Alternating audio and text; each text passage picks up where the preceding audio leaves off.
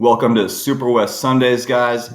This is going to be the football show where we're recapping all football things, SuperWest sports related. And joining me on the show today is Stephen Villardo, who is a senior writer here at SuperWest Sports, as well as Dane Miller, who is a senior writer and assistant editor. Did I get those titles right, Dane? That's right. Deal. That's right. And so my name is Nick Bartlett, and I'm a senior writer here as well at SuperWest Sports. And so we're just going to get straight to it today, and we're going to give you some players of the week and kind of talk about some of the games and just some of the general things we saw. So I'll kick it to you first, Steve.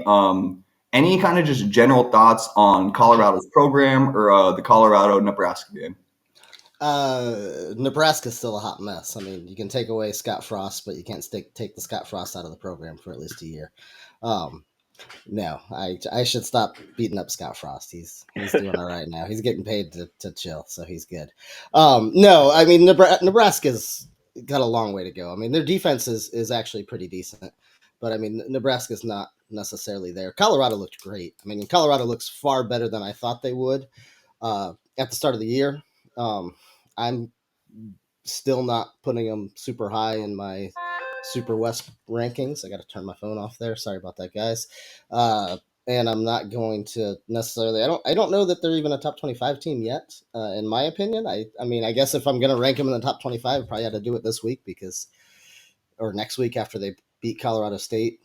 Because after that, there might not be a whole lot more wins. I'm still thinking about a 5-win team. Maybe they can get to 6. They look great right now, but they still gotta prove it to me against a team that's better than the 2 that they played. Because TCU lost a lot from last year's national title contending team, and I've been thoroughly impressed with the offense, and the defense actually has looked good. I think Dane can talk about the offensive line too, but the offensive line has actually been one of the better surprises for them, in my opinion. But I'm still not sold on them competing with Oregon, USC, Washington State, UCLA. I mean, I think they're still kind of in that mid rung of the conference, if not. I think they're better. They're definitely better than Stanford and Arizona State, but I don't know that I'd confidently throw them in a higher rung than that just yet. Deal. A hot take right off the start of the show. I know there may be a few people who disagree with you, but I respect the originality. And you could be right. Seriously, it is only 2 weeks. Dane, what's kind of your just initial thoughts on Colorado? Well, I'm definitely higher on the Buffs than Steven. I was also not really sold on them during my research on them over the summer. I looked at their roster. It looked better than I was expecting when I came in there with my preconceived uh, notions of what Colorado was going to be this season. And then when they beat TCU on the road with that offensive scheme that puts up a bunch of points and Shadur Sanders running it basically to perfection, they got weapons at wide receiver. They got weapons at running back. Their best running back hasn't even played yet. Transfer from Houston, McCaskill. He's been injured. I think he's coming back maybe this week against Colorado State, but possibly further down the road. So they still got weapons that they're adding to the offense. I think Sean Lewis's offensive scheme is elite, puts up points. It's that, high tempo RPO that gets its players into open space. It's basically modern college football, to a T. It just puts up points. They got 2 wins over Power 5 opponents. There's only one other team in the nation that has that at this point of the season, and that's Utah. So they're beating Power 5 opponents. Sure, Nebraska might be, not that good at offense, but I think their defense was pretty good. I mean, it was a tale of 2 halves in that game. The first half, Nebraska really hung with them and was shutting down Colorado's, plays. They couldn't really do anything. And then in the second half, Colorado opened it up. Um, I certainly think Colorado's a top 25 team. I think that they're probably one of the best 5 in the Pac-12 right now. I'm not sure where I'm going to put them in my power ranking, if I'm going to move them up or not. I think I will, because I didn't really like what I saw out of Oregon this weekend, but I guess we can talk about them next. But yeah, no, I think Colorado's a good team. I think the defense has probably got a lot of work to do, but you know what? In modern football, it's not so much about defense. It's about how much points you can score, and Colorado just puts up points. So Yeah, definitely. And I mean, I feel like just I got to see like the full second half. And Shedeur Sanders, man, he made some big throws when they mattered. Obviously, it's kind of like I think as Steve touched on it. I mean, yeah, Jeff Sims, he had a tough day handling the ball. I mean, you can't win a football game fumbling 4 times. But at the same time, if you're Colorado, you do got to kind of take advantage of the opportunities. And when that happens at home, you better win, particularly when you're wearing sunglasses and crap in the opener. So if you're I gonna be if you're gonna be flashy, back it up. What are you gonna say?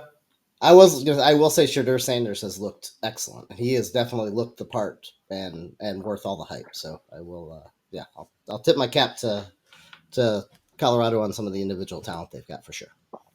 Yeah, was it? I think it was like Weaver now has had like back-to-back 100-yard games, so it seems like they're starting to develop a little bit of continuity. But I'm actually somewhere in the middle of you guys. I think that I'm not going to call them a top five team, but I'm not going to call them maybe like seventh through ninth. I think is where you had Steve. I'd have them somewhere in between both. Kind of just a middle tier team. I want to see them. I do respect the victories, but I do want to see them do a little bit more in the Pac-12 for sure. So I think. You guys got anything else in Colorado? You want me to move on here?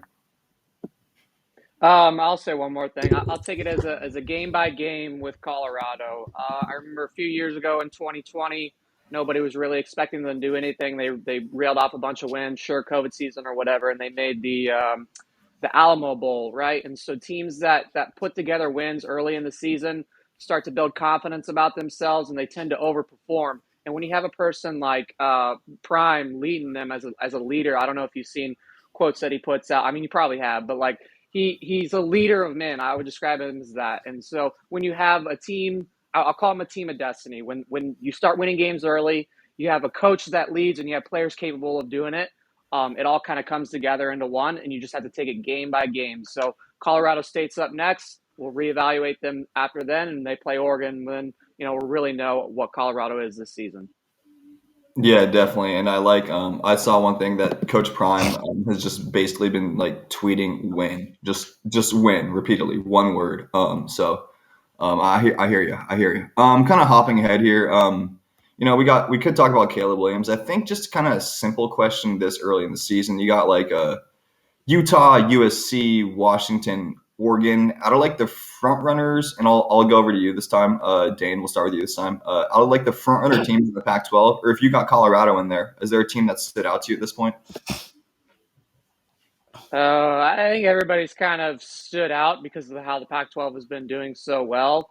USC hasn't really played anybody to make me be like, oh yeah, USC is definitely the team this year. But I think they are. I think USC is the best team in the Pac-12. Washington didn't quite perform the way I expected them to this weekend against Tulsa. Too many mistakes. I think it was in the second quarter. Their receivers were just dropping balls, turning the ball over. I think there was an interception in the end zone. So Washington didn't quite meet my expectations from this weekend. USC has never really let me down so far this season. Sure, the defense maybe was a little bit of an underperformance against San Jose State with the 28 points that they allowed, but they went out there and they crushed Stanford last night. I think it was 49-0 or something by halftime, maybe 49-3, and they took Caleb Williams out for the rest of the game. So, and Stanford, they played decent against Hawaii, so it's not like Stanford was terrible, terrible. They're still not very good, but I mean, USC went out there and crushed them. So, and when it comes to Oregon, I thought they were going to beat Texas Tech by a lot more than they did. I tweeted that, I thought Oregon was going to embarrass Texas Tech. They really struggled, and I feel like got lucky to come away with that win. So Oregon, I don't know about Oregon now. I mean, the defense last year wasn't really that good. Certain parts of it were better than others, but overall, I thought the defense has been, probably the biggest concern of Oregon this whole offseason, and I really don't have proof that it's any better. I guess, Steven might think Texas Tech is better than I do, but I'm pretty low on Texas Tech. I don't really understand the preseason hype for them. And I really thought Oregon would go out there and win by 21 or more. So in Utah, you can't really see yet because Cam Rising's been injured. Florida was not a very good football team. Baylor didn't have their starting quarterback. Those are two good wins, sure, yeah, but we don't really know what Utah is yet until Cam Rising comes back. So right now, it's probably, I'd say it's USC and then maybe Utah. Oregon State, we'll see what they are. And then, yeah, Colorado too. So I think those are the top five teams in my mind. Cool, Steve. Cool, Uh, Steve. I definitely agree that USC has been the class of it, and yeah, that 49-3 halftime lead last night was the third highest in Pac-12 history, I think, in a Pac-12 game or something like that. So, it's was just impressive by USC all around, and they've looked good the whole time. And against San Jose State, San Jose State has a good. Their offense is pretty solid. I mean, their San Jose State's offense is decent with Cordero at quarterback. I mean, he was my Mountain West Player of the Year preseason. So, I mean, giving up 28 to them, I don't think is necessarily a terrible thing. I mean, obviously, you look at it and say USC should, not give up 28 to San Jose State, but I think that's a little misleading in that, and I don't think it's a necessarily indictment on the defense as a whole from that one game. And like you said, Dane, they did look better. Moving forward, especially last night against Stanford, shutting down the Cardinal like that. Utah's the kind of team I wanted to talk about a little bit. And as far as the second, I think Oregon is still my number 2 right now. I am a little higher on Texas Tech. I had Wyoming was my if we had done this last week and I had to pick a team of the week from our 25 that we cover, that would be Wyoming would have been my choice as team of the week with the win over Texas Tech in overtime, especially the way that they did it coming back. So I'm not necessarily going to give up on Oregon yet, but the team I kind of want to talk about a little bit is Utah, and Baylor losing to Texas State at home last week, and then Utah struggling with the Bears yesterday. Now, granted, it was like 130 on the turf, and I mean it was an inferno. So there's a lot of other things at play there too. But as I was watching it, I kind of had that same takeaway of, Utah should be killing Baylor, especially after the loss to Texas State and Baylor's resume so far. So I was a little disappointed, but Baylor actually plays some pretty good defense. And if you were to tell at the start of the year, if we were to say Florida's going to, or not Florida, Utah's going to be 2-0 and get a convincing win over Florida, who's not a great team necessarily, go on the road and beat Baylor, and Cam Rising hasn't taken a snap yet, I think everybody would probably be pretty pleased with that. So, I mean, we can't really see where Utah's at, but I'm going to give them the benefit right now that I think Utah is not going anywhere and could be in play for a third straight Pac-12 title this year, based upon the fact that they don't have Rising, that they're far from 100% right now. They had 2 tough opponents, 2 Power 5 opponents, got them both done. One of them on the road in a difficult situation. So I'm going to go ahead and give Utah the jump up there too. Washington's looked really good offensively. I mean, even yesterday with the drops that Dane was talking about, and maybe a little less than perfect, but they're still clicking at a high level. So, I mean, they're going to be tough to beat too. Contrary to what Washington Twitter fans think, I do not hate Washington. I actually think they're a great team, and I give them a lot of respect. They just might not be always in my top 3 of the Pac-12 or top 2, whatever. USC's the top dog right now, but I've been impressed with Utah and what they've done these first 2 weeks. Yeah, no, I mean, I've probably had a few Twitter fan bases that probably hated me from time to time here. And so, yeah, I think just kind of quickly going through the top 4 or 5. Oregon, they did win. They found a way to win, and it was going to be tough because Tyler Shuck was trying to beat his old team. It was a night game in like West Texas. I think Lubbock is like the Pullman of kind of like Texas, so it's a really just drunk fan base. I shouldn't say drunk, but heavily isolated fan base, heavily spirited and isolated fan base. Maybe not. I don't know. Isolated may sound rude, so I'm gonna go spirited. I want to show my respect because it's probably some similarities to Pullman, but so I'll give them some credit. The beating Shuck, that's a little bit impressive to me. USC, they haven't really played anyone. They've looked dominant. Washington, I think that I think it's up to them to see how good they're really going to be. Can those 3 receivers consistently get open all year long? At some point, is there going to be a secondary who kind of tests them and maybe makes them step outside their comfort zone offensively? Because at this point, Michael Penix Jr. just throws the ball in the air and one of the 3 receivers catches it. It's just stupid. It's like literally just like a cheat code. And then, hopping back to what Steve said, my team is definitely Utah. I was really impressed. And one player I think that we haven't mentioned yet is Brant Kuithe. Brant Kuithe isn't out there, and that's like that could be the best player in the Pac-12, like literally at his position. That dude is an absolute beast. So without him and Cam Rising, that team going 2-0. In the fortitude, I switched over perfect timing because Colorado started whooping Nebraska, but is it Bryson Barnes? I think was having a tough game. I didn't get to see his performance, but I think Whittingham put in Nate Johnson. Is that his name? You guys know by chance off the top? Nate Johnson. Yeah. So they put him in, and I think just right when they put him in, that's when things turned around. They made that drive 10-10, forced a little interception at the end, and then won the game. Or maybe it wasn't 10-10. I don't remember the exact score, but came in, won the game. And so I'm really excited to see what Utah can do going forward. And then is there any kind of, before we kind of hop over into like player of the week and who impressed stuff, is there just a random team that either you guys want to talk about out of the 25? I didn't know it was 25. Appreciate that number. I'll go back to you this time, Steve. You got a team you want to just kind of highlight this week? Well, I'm going to talk about Boise State a little bit. I mean, 0-2, and the 0-2 start's not necessarily that shocking because Central Florida's a good team. I mean, and Central Florida put up huge numbers against Kent State in their opener. It's kind of the way that both of those two games played out. I thought that they would have played Washington a lot closer, which made me think, a little higher on the Huskies too. But, I mean, Washington's offense was just unstoppable, and Boise had no answer for them, which the fact that they lost to Washington didn't really shock me. The fact that it was by the huge margin and that Washington scored 56 points or whatever it is they put up, 59, whatever it was that the final ended up being in that one, really shocked me because I thought the Boise State defense was going to be much stronger and kind of a strength for them.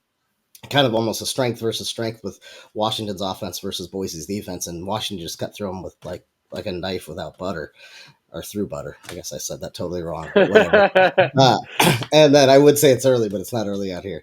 And then against Central Florida, it was, a 16-18 game. They got beat on a last-second field goal. I was sure that I actually predicted Central Florida to beat them on the blue turf, but I thought it was going to be like a 38-34 kind of game or 40. I mean, I was thinking a lot of points and high scoring. So is a 0-2 start disappointing for Boise? I don't necessarily know. I mean, they got another tough one, I think, with Memphis coming up here in the non-conference too. I think they got Memphis. I could be wrong about that though. But it's just the way I got no feel on what they are. I mean, are they going to be able to play defense like they did against Central Florida, or is it going to be, or is Washington's offense just that good that they, even against a good defense, they're gonna cut through them? So I don't know. They're kind of a conundrum of 0-2, not a great start for the Broncos, but not necessarily a terrible start in the sense that maybe not fully unexpected, but just not being able to get a read on what that team is, even if they got the offensive firepower or if the defense is going to be able to lock people down. But before I kick it to you, Dane, this one I feel. I think you probably got in general a lot more in-depth Mountain West coverage than I do, but I've seen Boise State a little bit. And one, yes, Washington's offense is that good. It's seriously. I mean, there's no. Roma Dunze is one of the best receivers in the country. He's an NFL type guy. He can run routes. He can do every little thing. Combine that with Jalen McMillan and Jalen Polk. Not many teams have three freaking corners, Deion Sanders level, who can come in and stop these three guys. That's like unrealistic. So I think that Boise State's defense is going to be elite. And offensively, you got Taylor Green, Halani, Ashton Genty. I think that offense is going to be all right. I think one or two receivers may need to step up, but as long as they don't fall into the trap of like we're 0-2 and really get their heads down, I'd expect them to be solid. Go ahead. And then you got anything else you want to add on Boise before I kick it to Dane? I was going to say, yeah, and they're not going to be a team that's going to start 0-2 and go into the tank like that. And Genty might even be better than George Halani. I mean, that guy's, since the bowl game, he's been on fire last year. Or since the bowl game last year, he's been on fire. And then started off, I think yesterday he had over 200 total yards. So Genty could be the real deal up there for them too. So another little piece of the puzzle on the offense. Definitely agreed. Having a dual threat always helps. And then Dane, you got a team you want to highlight or talk about this week? Yeah, let me ask Steven a little bit about the Boise State. So they lost a wide receiver in the preseason, right? He was supposed to be one of their better or best wide receivers. Is that correct? Yeah, they did. Yeah, so Yeah, all right. And so a how little about behind the eight ball there. Yeah, how about Taylon Green? Is he? I mean, I covered Boise State last year, but not this year. Is Taylon Green running the ball, or are they just having him throw it? Because when he's running the ball in their offense, they're much more dynamic. If he's not running the ball, they're just not as good. Is he just throwing it, or is he actually out there running it? So they got behind the 8 ball against Washington, and he ran the ball some, but they didn't have much success offensively at all against them. And then yesterday they got the ground game going in general more. So I think yesterday was probably a truer performance of where they're at, where they're going to get the dual performance out of him and play a good team tight like that. So I, I really think it was probably a case of Washington's offense. As far as the long answer to your question is, or the short answer is I think he's going to end up running the ball more too and be a dual threat along with the two backs that they got that we said with Genti and Halani. And I think against Washington, they probably were taken out of their game plan with a lot of stuff, just the way that they were kind of overwhelmed. And I think yesterday is probably a better indication of where they're at as a team against a good team, following on a last second field goal. A Big 12 opponent too, another Power 5. So they played two Power 5 opponents in the first 2 weeks. So it's easy to forget Central Florida's Big 12 now. So. That's right. They moved this season. I forgot about that. All right. So, yeah, my team, let's talk about Washington State because they got that victory over Wisconsin. So I thought Washington State was going to beat Wisconsin. I picked them to win. I think you guys both picked Wisconsin. I like Ben Arbuckle's offensive scheme. So he came from, I'm spacing on the team that he came from last season, but his offensive system is a pass heavy, like puts up a bunch of points and up tempo. And so when I saw the scheme that he ran when I was researching them over the season, I was over the off season. I'm like, yeah, okay, this is legit. This is a real offense that's going to be able to win games for them. And last season, Washington State went into Madison and beat Wisconsin running the coup grade, which was one of the most inefficient passing offenses in the nation. If you look at their team passing efficiency numbers, it was like one of the worst. It was, I'm pretty sure, the worst in the Pac-12 and in the 120s nationally because it was mostly just like short passes, either behind the line of scrimmage or right at the line of scrimmage or very short yardage that didn't go for very many yards, and they just kept running that over and over and over and over. And this system that Arbuckle runs is a lot more effective. And of course, Jake Digger's going to have a great defense, and the Wisconsin quarterback has thrown like 24 interceptions in his 2-year career or whatever. So I put all that together. I'm like, yeah, just the analytics in my mind say, Wazoo's winning this game, and so they did. And I think, Nick, you were probably watching it a little bit more closely than all of us. So what happened in the second half, I saw the Cougars couldn't move the ball at all, but they ended up getting the win. So I'm want to hear your thoughts on that, Nick. When things line up like that, they line up like that. So here's my thoughts on it. First, I was actually working another job at that time, and I literally just asked so I could do my work at the end. I did reasonably things, and I literally sat down at the beginning of the freaking second half, Dane. So I'm so glad that's what you asked me about. I could not tell you one thing. The second half, I watched every play from there. Perfect. So what happened is they kind of just they fell apart offensively. Wisconsin's a good team. They started to really impose themselves on the lines.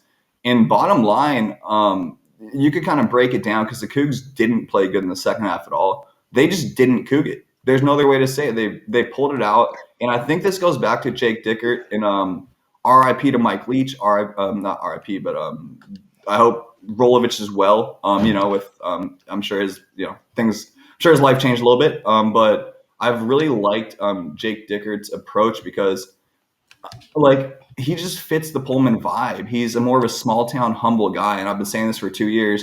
And you don't hear even the WSU athletic director, with all due respect, and the president of the school, they're blaming UW. They're with all this conference realignment stuff. And I know I'm going a little deeper in the game, but Jake Dickert is just well, let's win a football game, and that's why I like him, and that's what he did.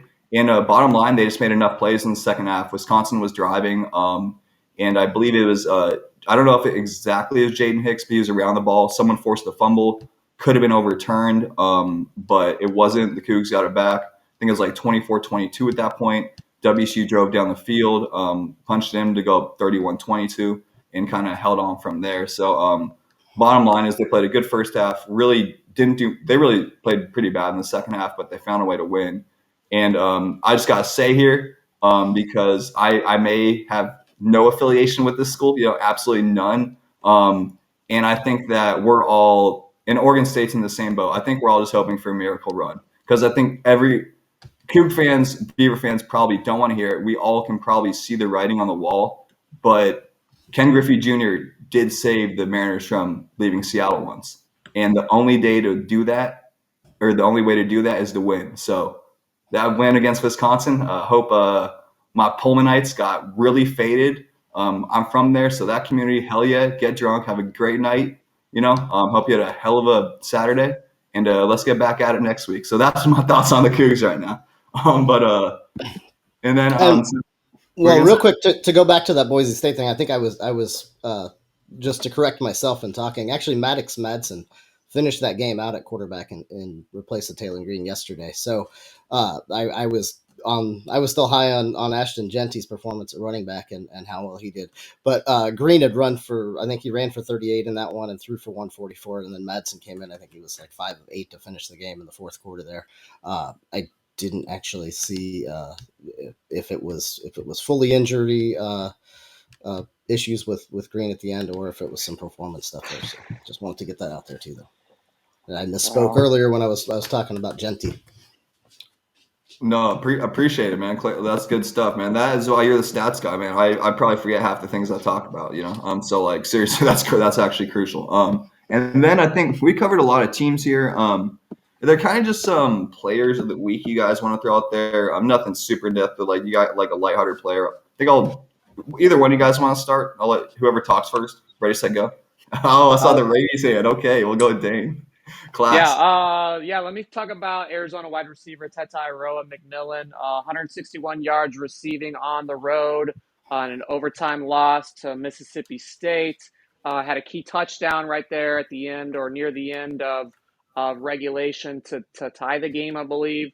And really just sort of, was pretty much open a lot of the game. Jaden Delora threw 4 interceptions, I think, 3 of them like in a row in the first quarter, and Arizona still battled back and forced overtime on the road against an SEC team. I think that is a major indication of where Arizona's program is right now. They can go on the road, shoot themselves in the foot 5 times, still force overtime, and really arguably get hosed on a controversial call where they overturned a spot on the field that they originally called a first down. And then, under review, they said he was short. So I guess there was enough evidence there. But there are also some other calls in that game that sort of went Arizona's way. So, but yeah, Tetairoa McMillan, had a big game. Looking at here, 8 receptions, 161 yards for a touchdown. Longest catch was for 55 yards. So, yeah, I just want to give a shout out to McMillan for doing his thing out there on the road in SEC territory. I'm going to go with a freshman on this one, and kind of, I don't know if we want to call him our freshman of the week then or not, but Dante Moore at UCLA for stepping in. First career start, 17 to 27.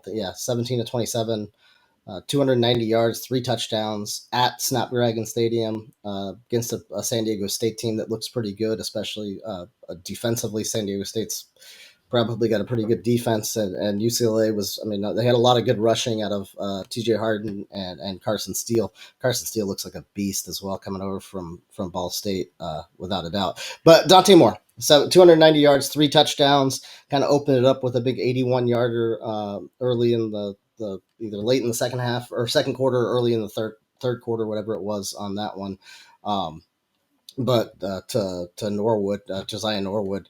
But he spread the ball around. I think had a bunch of receivers involved. I don't think anybody for them had. I think Logan Loya might have been their leader with four catches. Other than that, he was spreading the ball around. Did a nice job. Read things well. So Dante Moore, freshman of the week for me. Cool. All right. So I think we got offense, we got freshman. I'll do the defense then, and I'm gonna say this one. I'm gonna say Jaden Hicks, WSU. I believe he forced that fumble late in the game. If he didn't, he was around the ball, and really he just caused a lot of plays. I'd compare him, if you guys watch the NFL. I'd compare him to Earl Thomas back when he was younger. A very not exactly like what's the quote? I don't want to use a cliche. We'll call him like a guy who's making less money than millionaires version of Earl Thomas. But he was really around the ball and just really just influenced the game heavily. So, and then I'm going to steal this one because Steve told me before the show, so give the credit to him. I'm going to pick Silas Bolden as my special teams player of the week. I think was it a punt return or kick return for a touchdown? Punt return for Bolden. Perfect. Okay, punt return. And then I think, guys, we pretty much covered it, but I Well, always I was gonna say, when you said it was a steal, it's either gonna steal our team of the week. I don't know if you guys would agree, but my team of the week, Washington State. I don't think we really need to talk about them more, but because I think we all talked about them. But I think our or at least for me, my team of the week out of our 25 is Washington State. No, perfect. No, and you beat me too. I was gonna ask because sometimes I no sometimes I forget. I was gonna say, is there anything else you guys want to like add before we get out of here? Any final thoughts about kind of just the games you've seen, the Pac-12 Mountain West, 25 teams we cover, just the college football landscape in general? Are you guys good? Let me mention Zachariah Branch at USC returning a punt return for a touchdown. I think he might have had a receiving touchdown as well. So I didn't see the Oregon State game, but I did see parts of USC, and I saw Branch return another one for a touchdown. That guy is amazing. He's got to be one of the best freshman players at any position in the entire country. So yeah, Zachariah Branch, got to mention him. You got anything else you want to add, Steve? Yeah, we're good. Yeah, I think we covered it. That's pretty much it, guys. Thank you guys for tuning in. This has been Super West Sundays. Signing off for Steve and Dane. I'm Nick, and deuces.